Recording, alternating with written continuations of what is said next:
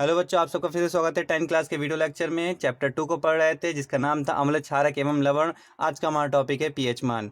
आपको पहले मैं बता दूं, मैंने आपको बताया था कि अम्ल दो प्रकार के होते हैं, प्रबल अम्ल और दुर्बल अम्ल। क्षारक भी दो प्रकार के बताए गए थे आपको, प्रबल क्षारक और दुर्बल क्षारक। एक अम्ल की पहचान करने के लिए हम लिटमस पेपर का यूज़ करते थे। अगर उसमें नीला लिटमस पेपर डालोगे तो अम्ल क्या करता था, नीला लिटमस पेपर को लाल कर में परिवर्तित कर देता था। उसी प्रकार क्षार में अगर लाल लिटमस पेपर डालोगे आप तो वो नीला हो जाता था, तो अम्ल क्षार की पहचान हो जाती थी। लेकिन एक अम्ल कितना अम्लीय है, एक अम्ल की पावर कितनी है, वो आप लिटमस पेपर की सहायता से कैलकुलेट नहीं कर पाओगे, क्योंकि वो कितना प्रबल है या दुर्बल है। ठीक है ना बच्चों। तो अम्ल की अम्लीयता या क्षारक की क्षारीयता की प्रबलता, मतलब उनकी स्ट्रेंथ को आप कैलकुलेट नहीं कर सकते लिटमस पेपर की सहायता से। तो सन 1909 में सोरेनसन नामक एक वैज्ञानिक ने एक ऐसे स्केल का निर्माण किया, ये एक ऐसे स्केल के बारे में हमें बताया जिसे हम पीएच स्केल कहते हैं। और उस स्केल की सहायता से उन्होंने 0 से 14 तक के नंबर को अम्ल की अम्लीयता के में संबंध स्थापित किया। उन्होंने मतलब अम्ल की अम्लीयता को 0 से 14 के बीच में डिस्कस करा कि ज़्यादा इतना अम्लीय है तो इसका पीएच का मान इतना होना चाहिए, अगर इतना अम्ल क्षारीय है तो उसका पीएच का मान इतना होना चाहिए। तो सोरेनसन ने ये सब बातें बताई। तो उन्होंने पीएच मान के बारे में सबसे पहले डिस्कस करा था। पीएच मान होता क्या है बच्चों, मैं पहले आपको बता दूं उन्होंने क्या बात बताई थी। उन्होंने कहा था कि विलयन का पीएच मान विलयन में उपस्थित H+ आयनों की सांद्रता का व्युत्क्रम होता है। इस बात को समझते हैं, धीरे धीरे करके समझते हैं। इस वाली लाइन में हमें दो टर्म हमें मुश्किल में ला सकती है। सबसे पहले आयनों H+ आयनों की सांद्रता, ये वाली टर्म H+ आयनों की सांद्रता, और दूसरी टर्म है व्युत्क्रम। इन दो बातों को पहले आप समझ लेते हैं, इनका मतलब क्या होता है। सबसे पहले H+ आयन की सांद्रता का मतलब समझते हैं। बच्चों, हमने आपको अम्ल के बारे में बताया था। अम्ल वो होते हैं जो जलीय विलयन में H+ आयन देते हैं। जैसे हमारे पास HCl है बच्चों, HCl जल में घोलने पर H+ देता है और Cl- देता है। इसे हाइड्रोजन आयन कहते हैं। तो कोई विलयन अगर बहुत ज़्यादा अम्लीय है तो उसमें H+ की जो संख्या होगी, H+ आयनों की संख्या बहुत ही ज़्यादा होगी। कोई विलयन कम अम्लीय है, मतलब दुर्बल अम्ल है, तो उसमें H+ की जो मात्रा होगी बहुत कम होगी। बात क्लियर हुई।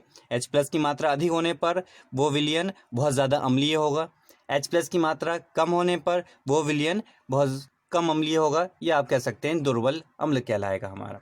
H+ आयनों की सांद्रता का मतलब होता है कि उस विलयन में H+ आयनों की मात्रा, H+ आयन की जितनी भी मात्रा होगी उसी को ही हम कहते हैं H+ आयनों की सांद्रता। सांद्रता का मतलब क्लियर हुआ कि विलयन में H+ आयनों की मात्रा को आप H+ आयनों की सांद्रता कहेंगे।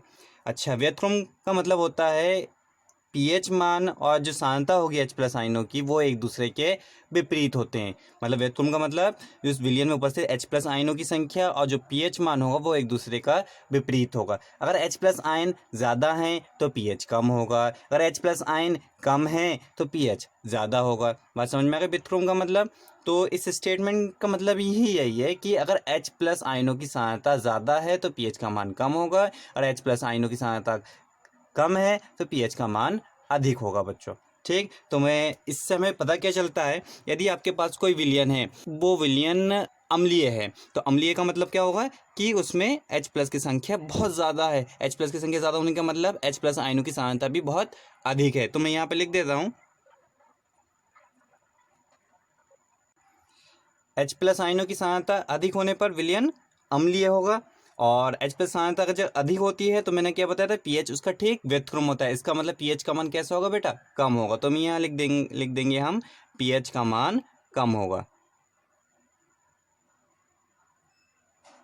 अगर H+ आयनों की सांद्रता कम है, H+ आयनों की सांद्रता अगर आपके पास कम है, मतलब आपके पास मतलब सॉल्यूशन में अगर H+ आयन की सांद्रता कम होगी तो इसका मतलब वो कम अम्लीय होगा। यहाँ वो लिख देता हूँ मैं, वो कम अम्लीय होगा। अगर वो कम अम्लीय होगा, ठीक है, बात समझ में आ गई, अधिक अम्लीय नहीं, कम अम्लीय होगा। सांद्रता कम है तो पीएच उसका अधिक होगा। अब व्युत्क्रम का मतलब समझ में आ गया होगा। सांद्रता अधिक, पीएच कम, सांद्रता कम तो पीएच अधिक, एक दूसरे के ठीक अपोजिट होते हैं। तो इस लाइन का मतलब समझिए फिर से एक बार, विलयन का पीएच मान विलयन में उपस्थित H प्लस आयनों की सांद्रता का व्युत्क्रम होता है। तो विलयन में जितने भी H प्लस होते हैं उसका व्युत्क्रम को ही हम क्या कहते हैं, pH मान कहते हैं। pH बच्चों सोरेनसन ने बताया था, ये जो pH में P जर्मन में एक शब्द बोला जाता है पोटेंस, उस पोटेंस को प्रदर्शित करता है।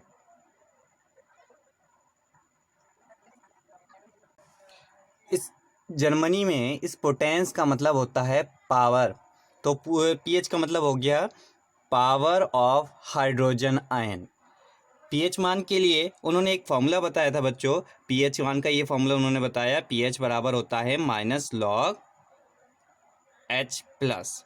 ये जो फॉर्मूला है बच्चों, इस फॉर्मूले को आप 11th क्लास में पढ़ेंगे, 12th क्लास में पढ़ेंगे। अभी आपको बिल्कुल इसके नॉमेकल्स करने हैं, बस मैंने आपको फॉर्मूला बता दिया ताकि आप होता क्या है कैसे कैलकुलेट करेंगे। pH हवा में से नहीं निकाल लिया, तो उन्होंने pH को इस फॉर्मूले से कैलकुलेट करा होगा।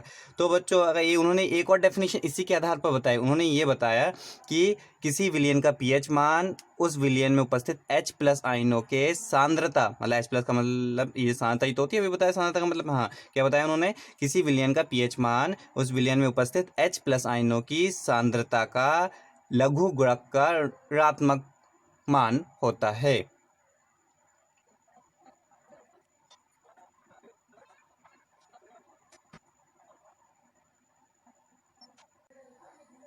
तो सोरेनसन ने pH के फॉर्मूले के बारे में ये स्टेटमेंट दिया है। आपको अगर स्टेटमेंट याद नहीं हो रहा है कोई बात नहीं, लेकिन इस बात को याद रखिएगा कि किसी विलयन का pH मान उस विलयन में उपस्थित H प्लस आयनों का व्युत्क्रम होता है। ठीक है बच्चों, आगे बढ़ते हैं।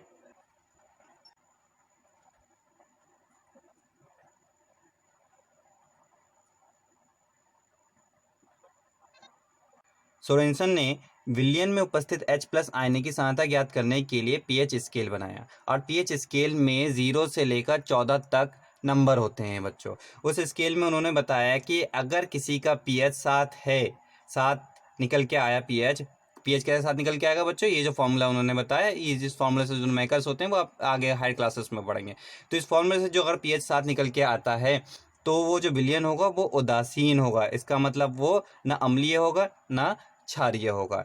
और उन्होंने बताया कि अगर pH 7 से अगर बढ़ाते जाओगे 14 तक बढ़ता जाएगा तो वो विलयन क्षारीय होता जाएगा। तो विलयन किसकी तरफ बढ़ता जाएगा, क्षारीय होता जाएगा। क्षारीयता क्या होती जाएगी बच्चों, बढ़ती जाएगी। तो मैं यहाँ लिख देता हूँ क्षारीयता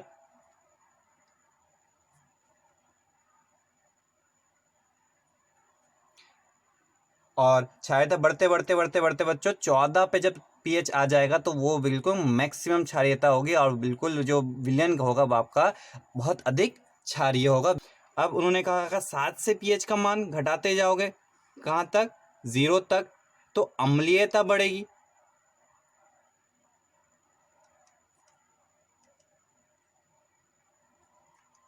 सात से 0 तक बढ़ाते जाएंगे, अम्लीयता बढ़ती है। किसी विलयन का अगर pH मान 0 निकल के आ रहा है, इसका मतलब बहुत ही ज़्यादा वो विलयन अम्लीय होगा। विलयन प्रबल अम्लीय कहलाएगा, प्रबल अम्ल कहलाएगा बच्चों। ठीक है बच्चों, अम्लीयता तब बढ़ती है जब उसमें H प्लस आयनों की सांद्रता अधिक होती है। H प्लस सांद्रता अधिक होने पर pH का मान कम होना चाहिए। अभी मैंने ऊपर बताया था H प्लस आयन की सांद्रता कम होने पर pH का मान कम होना चाहिए। देखो pH का मान कम हो रहा नहीं हो रहा है। ठीक है बच्चों, तो pH का मान जितना कम होता जाएगा अम्लीयता बढ़ती जाएगी, और 7 से अगर बढ़ाते हैं pH का मान जितना बढ़ता जाएगा उतनी क्षारीयता बढ़ती जाएगी। बात बिल्कुल ऊपर की जो बात बताई गई थी वही बात नीचे बता दी गई है। फिर से बोल दूं मैं, pH का मान जितना कम करते जाओगे अम्लीयता बढ़ती जाएगी, और pH का मान जितना बढ़ाते जाओगे क्षारीयता उतनी ही बढ़ती जाएगी। इस पर आधारित एक सवाल कर लेते हैं बच्चों।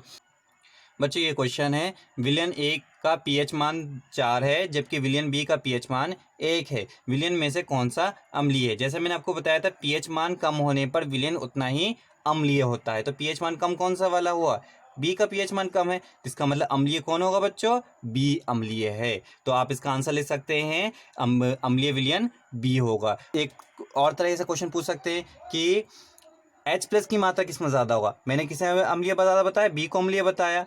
तो बी अगर अम्लीय है तो इसमें H प्लस की मात्रा भी ज़्यादा होगी और H प्लस की सांद्रता भी बी में अधिक होगी। बच्चों आपके सामने एक और क्वेश्चन है, विलयन ए का pH मान 10 है जबकि विलयन बी का pH मान 13 है, तो दोनों में से क्षारीय कौन होगा। ये लाइन क्या कहती है कि जितनी ज़्यादा बढ़ाते जाओगे पीएच मान को, उतना ही वो क्षारीयता बढ़ती जाएगी। जितना पीएच मान अधिक होगा क्षारीयता भी उसकी अधिक होगी। तो अधिक कौन है बच्चों, जो पीएच मान किसका अधिक है, ये 13 का पीएच मान अधिक है। फिर से तो 13 का पीएच मान अधिक, पीएच मान बी का अधिक होने के कारण, 13 पीएच मान अधिक है ना, बी का पीएच मान अधिक होने के कारण बी कैसा होगा बच्चों, क्षारीय होगा अब की बार।